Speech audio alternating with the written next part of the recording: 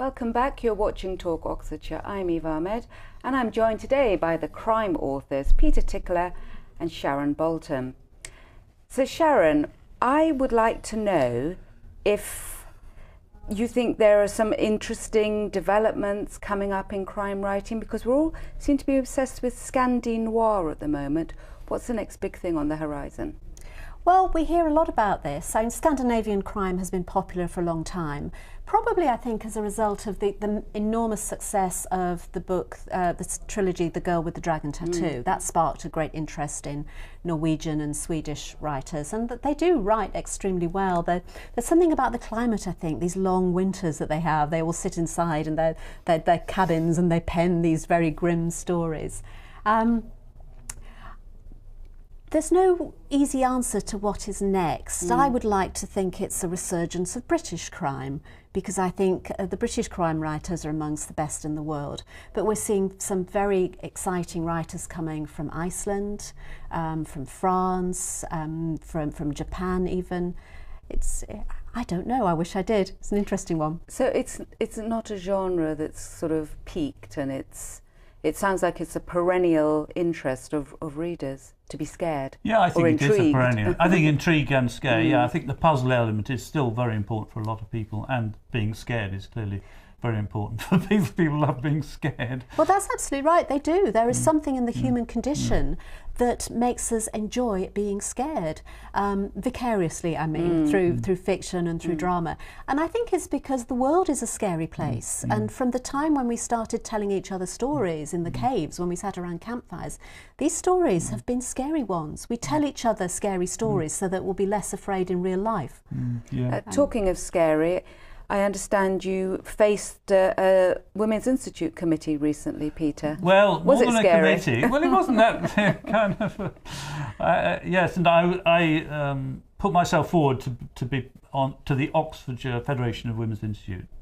They have a sort of list of approved speakers, so I go along with my wife and I have a bit of fun with crime fiction, and so we went there, and you turn up and there are 100 people there, obviously all ladies.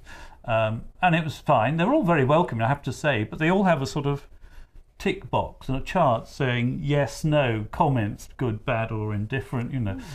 So basically, it's a bit like, is it X Factor or something on the telly, but slightly less scary probably. But they were lovely. But it was an interesting contrast, because a couple of years ago I did a talk at HM, one of Her Majesty's prisons, and that was very different, because I had about 50 very large men who needed to be entertained for 2 hours by me trying to get them to help me invent a crime story. It seemed a rather interesting way of getting a crime story. I have never written that one yet, but anyway, I might do one day. Were they full of ideas? They were, actually, yeah. It's mostly to do with drugs in London, unfortunately. Not quite my scene yet, but I thought, yeah, it was a lot of fun, actually. Yeah. Do you teach crime writing, Sharon? I've noticed a lot of writers also do teaching on the side. Yes, I don't. I'm a full-time writer. I find that takes up enough of my time. But I know you've done some teaching, haven't you? Well, I do little bits of creative writing, but not very seriously. And I do talk, but that's really more fun. I kind of hope it's helpful. Yeah, I mean, might be interested in doing that sort of thing, but life is busy, and I think you do have to be quite disciplined about writing. So how did you learn how to become a writer, Sharon? I learnt mainly through reading, which is, I think, the way that most writers learn how to write. I read avidly as a child and as a young woman. But also my job for many years, back in the days when I had a job, was in public relations, which does involve a lot of copywriting. It's not fictional, but every day at my desk I was producing copy. And I think that taught me the fundamentals of how to string sentences together and how to use words to best effect. So I learnt, in a practical sense. I didn't do creative writing courses, although a lot of writers do, and I think they can work very well. It must be a real icebreaker when you meet people at a party and they say, what do you do? And you say you're a crime author. Do you get some strange looks? It's a good line, actually. People are usually interested in what you write. Yes. Well, not always, but it's again generally a better, it's a good opening line compared to some. Yes, and I think you've got a book launch coming up. Yeah, so my latest one, The Girl Who Stole the Apple. I better get that right. I'm launching it from George and Delilah's in the Cowley Road on Monday the 10th of October, let's get that right, 6:30 onwards in the evening. That's because that ice cream shop appears in one of my earlier books, and I launched that one there, and they're really good and very nice ice cream. Special deal if you come along as my guest. And so it's Monday the 10th of October, 6:30 onwards, and it should be a lot of fun, and there seem to be a lot of people coming at the moment. So. Do you like meeting readers, your readers? Yeah, I do. I mean, that's one reason why I do talks to libraries and stuff, and WIs, and anyone who will have me, really, because I think it is a very good way of getting feedback.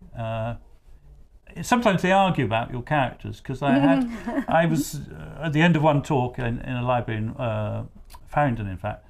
Some woman came up and was very critical about one of my characters and said, "I don't know why you don't just get rid of her." The person behind said exactly the opposite. Said, "Oh no, you couldn't possibly get rid of her." So it's interesting. It's interesting to get feedback. I mean, yeah. But you hope people like what you write, don't you? Sharon, what about you? Do you like meeting? I mean, there's so many literary festivals now. Do you take part in those? I do very much enjoy meeting readers, as long as they're nice, and most of them are. Yeah. But it's a funny story. I had a reader once who didn't like the way I'd ended a particular book. She didn't think it was quite romantic enough. Well, I don't write romance, but so she cut out the last page, rewrote the ending, and sent it back to me. Oh, really? I thought it was very funny, actually. Yes. Do you ever toy with writing about in other genres? It wouldn't be for me, no. You have to write the sort of books you love reading, or it would come across as being fake and forced. Have you ever got close to having one taken on for a TV adaptation or even a movie? Well, yes, my first book, Sacrifice, was made into a movie, which was we saw on television a few weeks ago. That was very exciting, yes. And a couple of others have been optioned. Yes. But it's a long process from optioning to the finished product appearing. But is that where the money is? Not for me. I think it can be if the film becomes a major Hollywood blockbuster, but relatively few. Yeah. It's more about the satisfaction of seeing your work come to life and seeing other creative brains getting involved and sometimes taking it somewhere that you didn't envisage in the beginning. Yeah. Peter, how long does it take from start to finish to get one of your books out there? From the initial idea, how many drafts do you go through?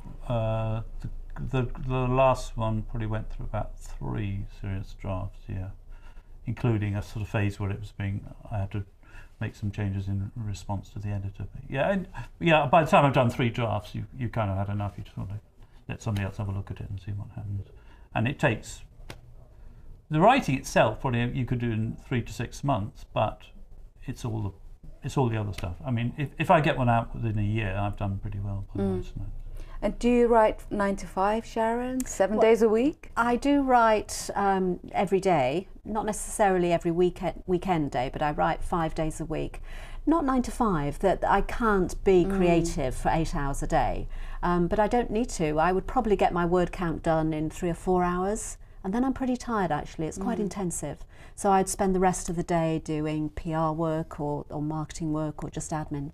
So there's a lot of that involved, isn't there? Oh, yes. Being a writer. Maybe Yes. people don't always realise that you have to do a lot of self-promotion. Yes. And there's so many books out there. There are so many books. It's a very, very competitive field, far more so than it used to be 50 years ago. So just about every author these days is expected to have a website, a Facebook page, a Twitter account. We're expected to write blogs, and we do festivals, and we do things like this, which are very nice, but they are time consuming.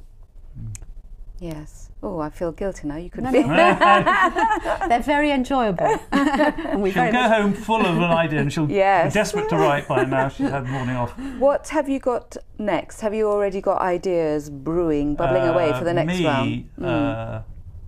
Nothing very substantial. I've got a few ideas about a theme. I've got a possible start, but I'm not sure where that would lead.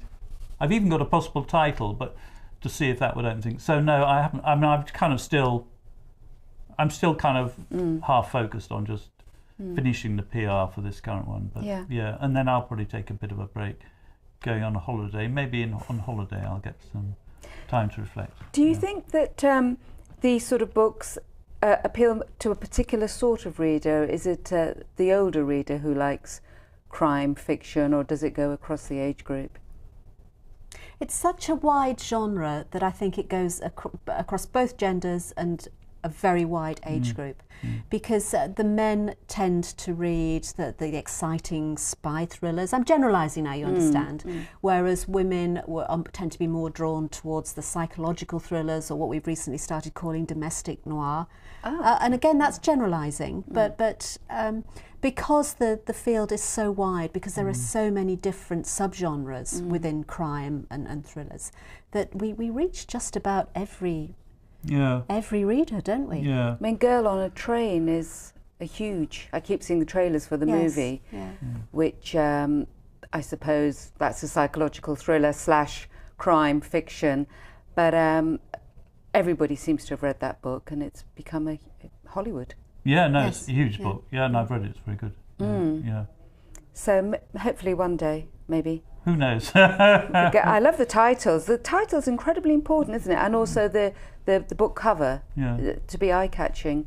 Do you get a lot of help with that, with designers? Well, in my case, I got the title they chose. I mean, the title actually came quite early for me, because it is about a girl, not a woman, I should say. A lot of the girls are actually women about 30, but my girl's a little girl in a shop, so they just changed it from who ate the apple to stole the apple. They thought that was better, and they did the jacket, and I think it's great. So no, I didn't get much. Authors don't get much say over their covers. Not even you, Sharon. No. I thought you'd. No, publishers believe, and I think they're right, that is their job. Our job is to write the books. Their job is to sell the books, and the covers and to some extent the titles are all about selling the books. So we have to leave it to them, really. Yes. And it's interesting. I mean, Sharon's got the English one, but I've just seen her American one outside. Kind of how differently publishers from different places, and even between paperback and hardback, can have a very different spin on the image on the book. My third one, Blood on the Marsh, the pictures in the Canadian, there was a Canadian paperback, was completely different to the other two, and also I wasn't quite sure where it fitted in the book, but it did look very atmospheric and was clearly Oxford, so I was happy with that. But it's kind of, it's a marketing wheeze, basically. I'm very impressed by both of you, because I've tried to write a book, and gosh, one of the hardest things I've ever done, but I'm still trying anyway. Maybe that's the main thing. Well, that's all we've got time for today here on Talk Oxfordshire. Thanks so much to my wonderful guests Sharon Bolton and Peter Tickler. I'll see you again soon, and in the meantime, remember, keep talking and reading.